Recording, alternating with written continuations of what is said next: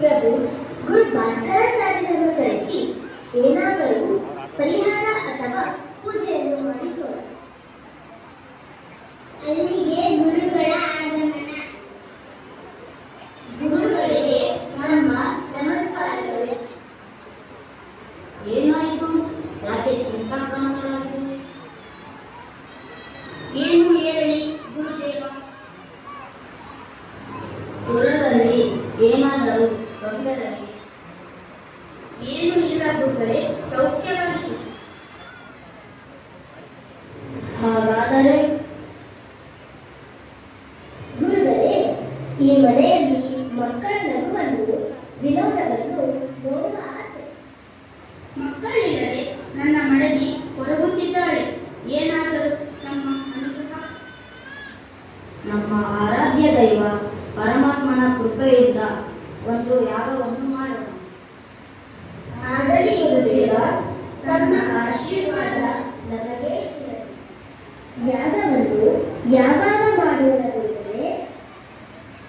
ವೈಶಾಖ ಮಾಸದ ಶುಕ್ಲ ಪಕ್ಷದ ದಶಮಿ ದಿನದಂದು ಯಾಗವನ್ನು ಮಾಡೋಣ. ಆ ದೇವರ ಕೃಪೆ ನಿಮಗೆ ಇರಲಿ. ಯಾಗಕ್ಕೆ ಸಿದ್ಧತೆಯನ್ನು ಮಾಡಿ. ಆಗಲಿ ಗುರುದೇವ, ನಮ್ಮ ಕೃಪೆಯಿಂದ. ನಾವು ಇನ್ನು ಬರುತ್ತೇವೆ. ಆಗಲಿ ಗುರುದೇವ, ಧನ್ಯವಾದಗಳು. ಕಳವಳಪುರದಲ್ಲಿ ಹಬ್ಬದ ವಾತಾವರಣ. ಕಲ್ಲಿನ ತೋರಣಗಳಿಂದ ಯಾಗದ ಸಿದ್ಧತೆ ಪ್ರಾರಂಭವಾಯಿತು. ಪುರದಲ್ಲಿ ಶುಕ್ಲ ಪಕ್ಷದ ದಶಮಿ ದಿನದಂದು ಗುರು ಭಾಸ್ಕರಾಚಾರ್ಯರು ಪುತ್ರಕಾಮಿಷ್ಠ ಯಾಗವನ್ನು ಮಾಡಲು ಆರಂಭಿಸಿದರು.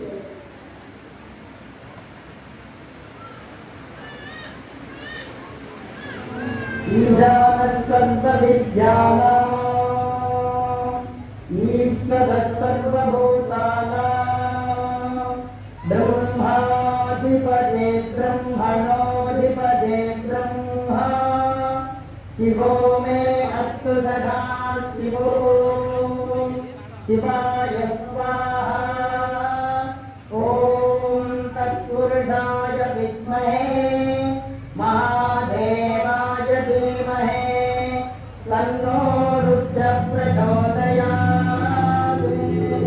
ॐ तत्पुरुषाय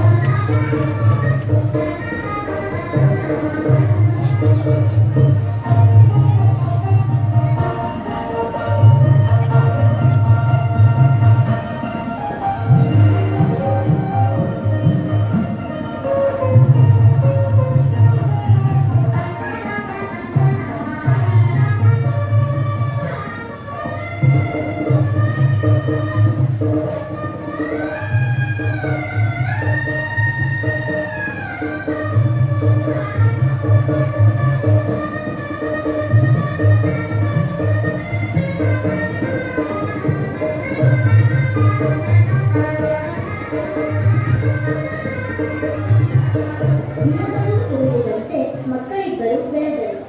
ತಂದೆ ತಾಯಿಗಳು ಮಕ್ಕಳ ವಿನೋದದ ಬೆಕ್ಕನ್ನು ಸೃಷ್ಟಿಸಿದರು. ಹೀಗೆ ದಿನಗಳು ಉರುಳಿದಂತೆ ವಾಸವಿ ಮುದ್ದಿನ ಮಗಳಾಗಿ ಮತ್ತು ವಾಸವಿ ಆರಾಧ್ಯ ದೈವನಾದ ನಗರೇಶ್ವರನ ಪೂಜೆ ಮಾಡುತ್ತಾ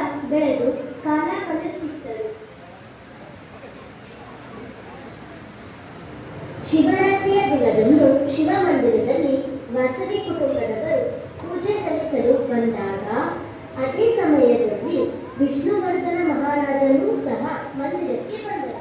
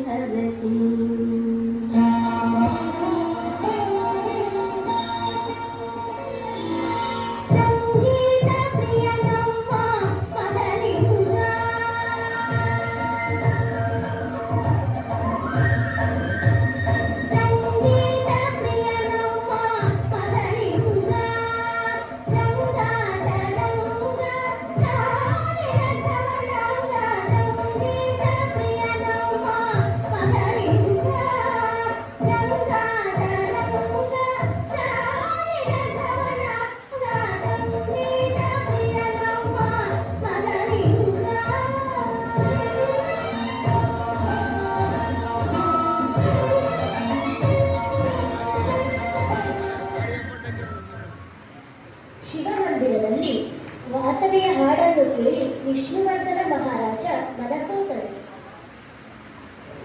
ಆಹಾ, ಎಂತಹ ಸ್ವರ ಸಂಗಮ! ತನ್ನ ಸ್ವರ ನನ್ನ ದೇವರ ದೇವ ಮಹೇಶ್ವರ ಕೊಂಡಾಡಿದ ಮಹಾನ್ ಶಕ್ತಿ ದೇವಿಯಾರು. ಅವಳು ಆಡಿದ ಹಾಡಿಗೆ ಪರಮೇಶ್ವರ ನೃತ್ಯ ಮಾಡಿದಂತೆ ಇತ್ತು. ನಮಸ್ಕಾರ ಮಹಾರಾಜ. ಅವಳು ನನ್ನ ಮಗಳು ವಾಸವಿ. ನನ್ನ ಪ್ರಭುವಿಗೆ ಏನಾಯಿತು? ಮಾತನಾಡುತ್ತಿಲ್ಲ, ಏನು ಮಾಡಲಿ? ಅಯ್ಯೋ ದೇವರೇ, ಅಯ್ಯೋ ಅಮ್ಮ, ಅಪ್ಪನಿಗೆ ಏನಾಗಿದೆ? ಗೊತ್ತಿಲ್ಲ ಕಂದ, ಏನು ಮಾತನಾಡುತ್ತಿಲ್ಲ. ಸ್ವಾಮಿ, ಏನಾಗಿದೆ? ಮಾತನಾಡಿ ಸ್ವಾಮಿ, ನೀವು ಹೇಳಿದರೆ ನನಗೆ ಗೊತ್ತಾಗ್ತದೆ. ನಿನ್ನೆ ನಾನು ಶಿವಮಂದಿರದಲ್ಲಿ ವಾಸವಿಯನ್ನು ನೋಡಿದೆ. ನಾನು ವಾಸವಿಯ ರೂಪಲಾವಣ್ಯ ನೋಡಿ ಮೂಕನಾಗಿದ್ದೇನೆ. ಅಯ್ಯೋ ದೇವರೇ, ಏನಾಯಿತು ನನ್ನ ಪತಿಗೆ? ವಾಸವಿ ನನ್ನ ಕಣ್ಣು ಮನದಲ್ಲಿ ತುಂಬಿ ಹೋಗಿದ್ದಾಳೆ. ಅವಳು ನೋಡಿದ ಕಡೆಯಿಂದ ಅವಳೇ ಅವಳು, ನಿಂತಲ್ಲಿ ಅವಳು, ಕುಳಿತಲ್ಲಿ ಅವಳು, ನೋಡಿದ ಕಡೆಯಿಂದ ಅವಳೇ ಅವಳು.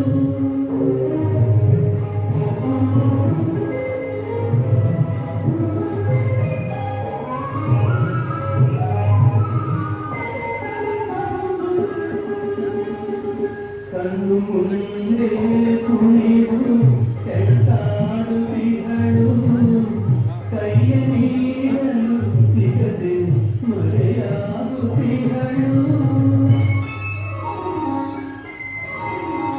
ಕಣ್ಣು ಮುಂದೆ ಕುಣಿದು ಕೆಳತಾಡುತ್ತಿಹಳು, ಕೈಯ ನೀಡಲು ಸಿಗದೆ ಮರೆಯಾಗುತ್ತಿಹಳು. ಮಾತಿನಲ್ಲಿ ಮೌನ, ಕಣ್ಣಿನಲ್ಲಿ ಹೂವಾಣ, ಮಾತಿನಲ್ಲಿ ಮೌನ, ಕಣ್ಣಿನಲ್ಲಿ ಹೂವಾಣ, ಹೂಡೆನ್ನ ಜೀವನ ಸೂತ್ರ ಹಿಡಿದಿದಳು. ನಿಂತಲ್ಲಿ ಅವಳು, ಕುಳಿತಲ್ಲಿ ಅವಳು, ನೋಡಿದ ಕಡೆಯಲ್ಲ ಅವಳೇ ಅವಳು. ವಿಷ್ಣುವರ್ಧನ ಮಹಾರಾಜನು ವಾಸವಿಯ ತಂದೆ ಹತ್ತಿರ ನಿಮ್ಮ ಮಗಳನ್ನು ಮದುವೆಯಾಗುತ್ತೇನೆ ಎಂದು ಕೇಳಿಕೊಂಡರು. ಮಗಳೇ ವಾಸವಿ, ವಿಷ್ಣುವರ್ಧನ ಮಹಾರಾಜ ನಿನ್ನನ್ನು ಮದುವೆಯಾಗಬೇಕೆಂದು ಇಲ್ಲಿಗೆ ಬಂದಿರುವುದು. ಅಪ್ಪಾಜಿ, ಮಗಳೇ ವಾಸವಿ, ವಿಷ್ಣುವರ್ಧನನ ಮಾತು ಕೇಳಿಲ್ಲ ಎಂದರೆ ತಿರಚ್ಛೇದನ ಮಾಡು. ಅಪ್ಪಾಜಿ, ನಾನು ಮದುವೆಯಾಗಲಾರೆ, ಅಗ್ನಿಗೆ ಆಹುತಿಯಾಗುತ್ತೇನೆ. ನನ್ನ ಮಗಳನ್ನು ಅಗ್ನಿಗೆ ಆಹುತಿಕೊಳ್ಳುವುದೇ? ಅಯ್ಯೋ ದೇವರೇ. ಅಪ್ಪಾಜಿ, ಹೆದರಬೇಡಿ, ನೀನು ಅಣ್ಣ ವಿರೂಪಾಕ್ಷ ಅಪ್ಪಾಜಿ ಅಗ್ನಿಗುಂಡಗಳನ್ನು ಮಗಳ ಇಚ್ಛೆಯಂತೆ ಅಗ್ನಿಗುಂಡಗಳನ್ನು ನಿರ್ಮಿಸಿದರು. ಆಗ ವಯಸ್ಸು ಪುರೋತ್ತಮರು ಬಾಳಲಾಗುವುದು ತಾಯಿಗೆ ಅರ್ಥ ಕಲಿಗೆ ತಾನು ಕೈಲಾಸಕ್ಕೆ ಹೋಗೋದಕ್ಕೆ ಮುಂಚೆ ನಿಮಗೆ ಒಂದೆರಡು ಹಿತೋಕ್ತಿಗಳೇ ಹೇಳಿ ಹೋಗಬೇಕೆಂದಿದ್ದೀನಿ. ಹೇಳಿ, ಎಂಥ ಕಷ್ಟ ಬಂದರೂ ದೇವ ಪೂಜೆ ಗುರು ಹಿರಿಯರ ಪೂಜೆಯನ್ನು ಕೈಬಿಡಬೇಡಿ. ಸತ್ಯ ಧರ್ಮ ನ್ಯಾಯ ನೀತಿಯನ್ನು ಕೈಬಿಡಬೇಡಿ. ಧರ್ಮದಿಂದ ವಾಣಿಜ್ಯ ಮಾಡಿಕೊಂಡಿದ್ದರೆ ಲಕ್ಷ್ಮಿ ಹೊಲಿತಾರೆ, ಸಂಸ್ಕೃತಿ ಅನುಭವಿಸ್ತಾರೆ, ಶಕ್ತಿ ಕಾಪಾಡ್ತಾರೆ, ಸಕಲ ಸಂಪತ್ ಧರಿಗಳಾಗಿ ಧನ್ಯರಾಗಿ.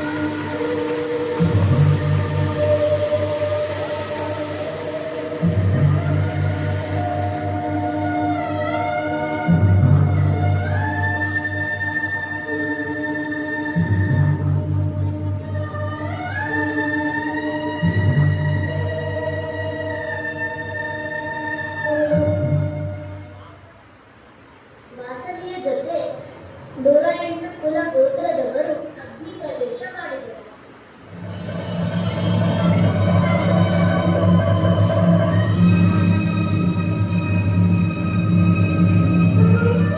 ವಾಸವಿ ವಾಸವಿ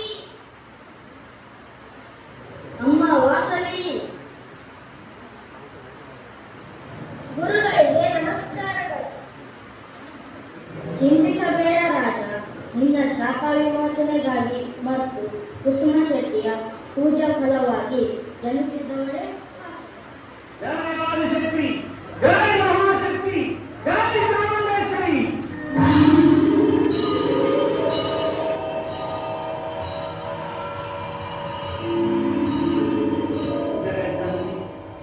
ಮಹಿಳಾಂತರವರ್ತಿನಿ, ನಿನ್ನ ವಿಶ್ವರೂಪವನ್ನು ಕಂಡು ಧನ್ಯರಾದರು ತಾಯಿ. ಅಮ್ಮ, ನಮ್ಮ ವಾಸನೆಯ ಸೌಮ್ಯ ರೂಪದಿಂದಲೇ ನಮ್ಮೆಲ್ಲರಿಗೂ ದರ್ಶನ ಕೊಡು ತಾಯಿ.